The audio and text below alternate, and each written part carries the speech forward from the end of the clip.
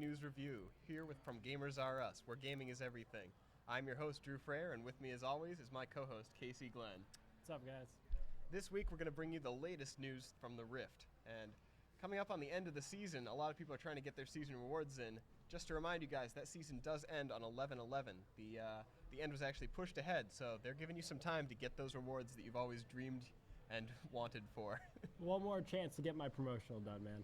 Yeah, you're in gold now, right? Yep. So you're all set. If you get gold or above gold, I think you're all set. You get every one of the rewards, and those include ward skins, a skin for Elise, and also a special border when you invite people. Yeah, I'm actually really excited for that because that thing's going to be new and exciting. The border ones we've had since Season 2. The skin is also something that's I want nowadays because the last season with Janna, I didn't really want it. How do you feel about the Elise skin? Well, of course, the difference with this year is that people actually play Elise prevalently, and she can fit in a few different roles. We saw her a lot during the LCS and during the finals, so it's awesome to get a skin for a champion that's actually used. Yeah. As far as the Victorious Ward skin goes, I don't think anyone's released images of what that may look like, but rest assured it's going to be prestigious to own one, and I'm sure that not many people will have it. I think that everyone from Silver Up's getting the Ward skin, though, correct? And everyone Gold Up's getting the Elise skin. I think the Ward and the Elise skin are both the gold one. Oh, okay. So, but I could be wrong. I don't have it in front of me. So I seem to remember seeing that Silver's got Ward skins and being slightly disappointed that those Silver peasants would get rewards as well, but could no, be. That'd be fair. I'm excited for the special border when inviting people now. So now when you invite your friends to a game, everyone will know just how good you are. That's a good thing, because I like to brag about my position now. Also in recent developments, the Harrowing starts next week. I'm really excited for that. There's going to be some really cool champion skins coming out for that. Yeah, what do you think that'll mean for players? I think it'll be like, this is the start of the vintage release. So we're starting to get now, it looks like we're having a couple technical difficulty, guys. But you're going to be getting those vintage skins that have been released all throughout the Harrowings that League of Legends has started. So now we have a new skin coming out. Why don't you tell us about that since you're a support player? Oh, I'm very excited about this. We are getting Haunted Zyra. And Zyra, who once was a great AP mid, sometimes you still see a little Burning Bush Zyra being played out there, but now she's a pretty good support. And she's getting a skin now for the Harrowing that involves a lot of zombie hands and basically just a lot of limbs coming out of the ground and grabbing you. Even her B animation's different. So you get a special animation on her Q, her W, her E, and her ultimate looks fantastic. Yeah. Really, I was almost scared by the promotional pictures. So yeah, that'll certainly be something to look forward to. Yeah, when they do Zyra skins, that's one of the champions that needs a skin, though. Because right now she's had her default skin, her flaming skin, and then now she's finally got this one. So it's nice to see that she's finally got love. And I think it's mostly because the plants also need to be skinned, too. So those are pretty unique models as well. That's true. I never even thought of that, but as the only one of the only champions who has only 2 skins, it's difficult. It's kind of like Heimerdinger, I guess. Though yeah. He got a lot of love with Space Invader and Piltover Customs. Yeah, fair enough. No Timo or Annie, though. No. They don't need any more skins. I mean, if we're anything to judge from Harrowing's past, we're going to see more than just one skin come out with this. I mean, yeah. If you look at the legacy skins that are come available, that's like 7 or 8 of them. So hopefully we'll have some more new, unique ones, too. Yeah. And those legacy ones are really great, too. Are you excited for any particular legacy skin? I still got to go with my Katarina. Your Katarina one. Because Katarina right now is still one of my favorite champions. She's kind of underpowered right now, but when you get going on her, she's still one of my favorite champions. And that's the Kitty Cat Katarina? Absolutely. Or Kitty Katarina, I guess? It's not going to be that good of a model as the high command one that I usually roll around with, but it's still one I need to add to my skin collection. Definitely a prestigious skin at that. What we've also seen coming up this week is some changes that are going live on the public beta server. Now we've seen changes for Skarner, Morgana, and Cassidy, and also some changes from Xerath were brought back to their original form. Mm-hmm. I guess they didn't like the way they changed it, but do you know anything about the Skarner changes? The Skarner changes look like just a couple quality of life issues that they're fixing. They're changing his exoskeleton so he moves faster. They're giving a little bit more attack speed. They're fixing couple bugs with his Q, his R, his sting, snare, suppressing, ultimate. But I still think that right now he's not going to be that big potential jungler that they really want him to be, that he was at the beginning of Season 2. Yeah, honestly, when he came out, he was kind of like a better Warwick. Mm-hmm. And Warwick faded into obscurity, and now Skarner's fading into obscurity. I would be okay with him even being overpowered for a while, if that's what it takes to get people to play him again. When I was reading over the changes earlier, I was surprised, and I'd almost forgotten Skarner existed as a champion just because no one plays him. Yeah. So I mean, those suppression ults are really powerful, too. They're really good when you got someone like Katarina, for instance, who you got to take care of. But yeah, I'd like to see the big guy get some time in the spotlight again. Yeah.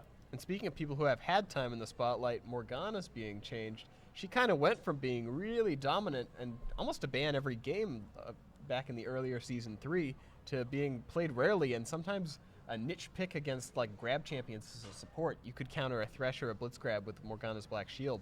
Yeah. But yeah, it seems like they're trying to bring her into relevance, especially against these tanky junglers. They're giving her Tormented Soil a percentage damage based on missing health. So that should start to nuke for a lot if you use it on low health champions, which is really exciting because Morgana's gameplay has been defined by the slow grind these many seasons that she's been around. I mean, you got to farm all game, and then try to hit your AoE ultimate. But yeah. If you have some damage coming out of Tormented Soil, it's going to give her a little bit more versatility and excitement to play. So hopefully that'll get people playing her mid. I know you still do well with her. Yeah, right now I have about like a 70% win record with Morgana. I still love her as a champion. Her only real problem is late game, and I think this change is geared to give her more power late game as a percentage when health pools get higher and higher. So I think this is a really good change. I'm not so sure about how they're going to take away their magic resist shred on that soil. We'll see how that goes and see if they actually bring that into live servers like that. Yeah, that would be good. I hope we see some mid Morganas, or maybe even, dare I say it, jungle Morganas? I guess only time will tell with that one. But I can dream. And finally, we see some changes to Kassadin. Now, you've played with some Kassadins in your time. Yeah. How do you think these changes will impact him, and what are the changes? What they're trying to do right now on the beta servers is that they're trying to move a couple of the power away from his Q, which is his Null Sphere. That's the really annoying move that harasses you all in lane all day. And silences too, right? Yeah. They're trying to remove the damage from that and kind of put it onto his R and his W, which is his Force Pulse and his Rift Walk. They're doing that by increasing the AP ratio on his Rift Walk, and they're increasing the AP ratio on the Force Pulse as well. So it's more of a one move, all-in kind of thing that you're trying to do with Kassadin now instead of the endless harass with this Q. I'm kind of glad about that because he really was weighted all on that Q before. I mean, typically a champion who has a disable, that's what it does. Yeah. But with Kassadin, it was his nuke and his disable, which is kind of strange. I think if they'd even moved the silence onto the E, it would have made more sense. But Kassadin, up until now, his R and his E have really just been vessels to land his Q more, you know? Yeah. You try to slow them down after you've Q'd them so that your Q's cooldown can come up and you can use it again. And then you try to Rift Walk up to them so you can drop another Q. I think what they're trying to do with the Rift Walk, giving it a higher AP ratio, is to get away from the mana stacking Kassadin, where you stack a tier and then you go a Catalyst into a Void Rod of Ages, just to like get your mana up so you could keep on stacking it up. And they're also trying to make it so that you jump into a fight with your R as a big damage dealer instead of always escaping away with that 10% health away from fights. Yeah, that's true. He's kind of a kite master. Yeah. And Bjergsen really showed that this year in LCS.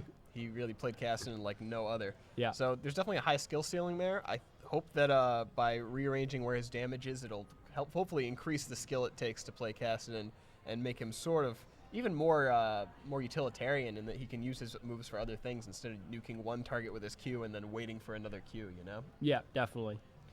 And finally, we have a discussion point on assassins. Now, do you play any assassins? As a mid-champion, yes, I play.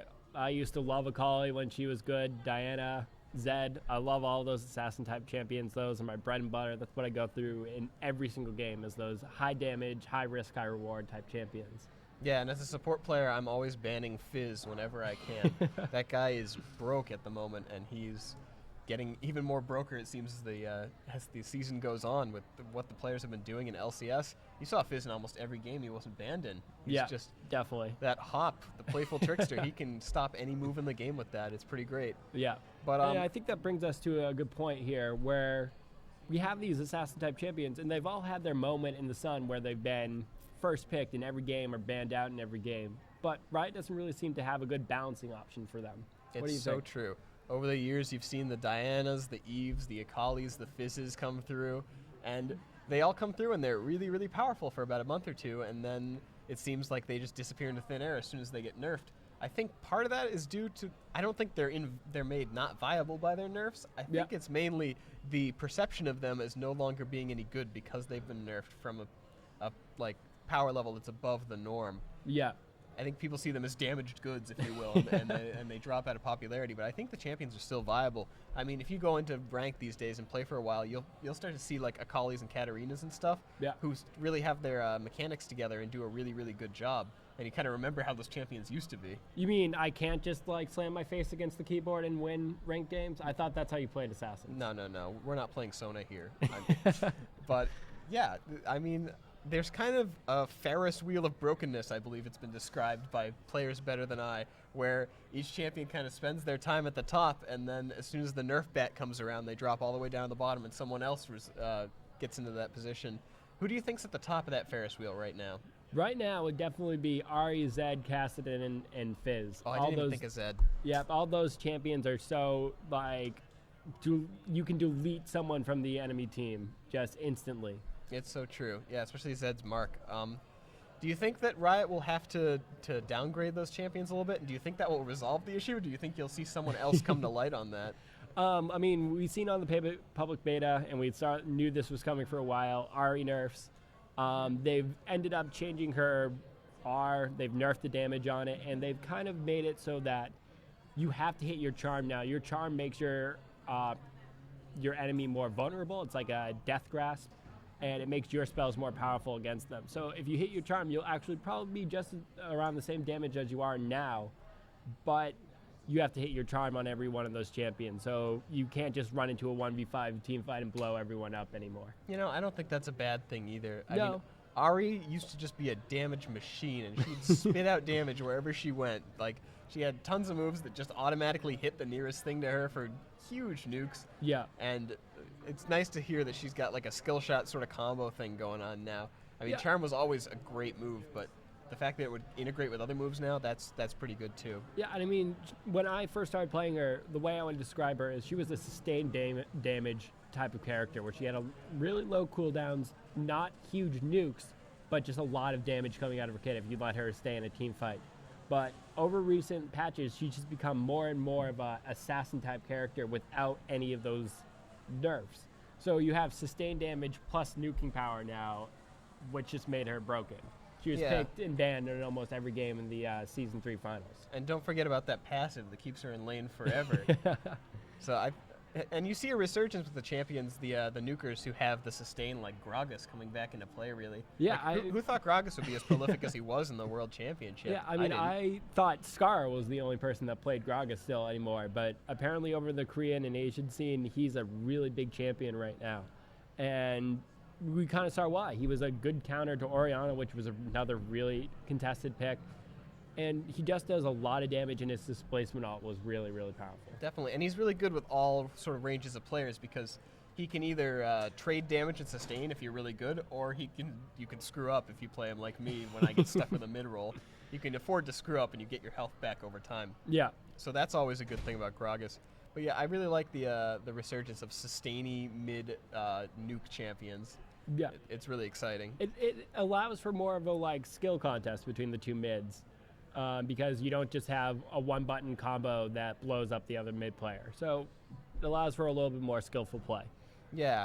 So I think our assassin situation, I'm not sure. With regards to how these champions are nerfed in the future, I think it can make or break it. I think that the main thing you need to take out of this is that assassins can be really broken, and they can go from being below to less than the norm. And it seems that if you can go from really broken to worse, there must be a way to make it in the middle somewhere that they're okay. Yeah, I agree with that. I mean, one of my favorite champions, Talon, he is never played anymore. You see him in probably like 10% of all the games played. And he's still a really good champion. He can still delete champions off the team fight. But people just don't play him anymore because the Black Cleaver nerfs and all those other things that have happened to him over the season, but he's still a really good champion. He has an escape mechanic. He has an assassination move. He's still a really good assassin. And I think he should be what all the assassins are. They should be a high risk, high reward, but not unstoppable if you get too fat. Yeah, Talon's kit has great utility. I mean, if you think about Talon, I forget about him a lot too, like a Skarner would or something.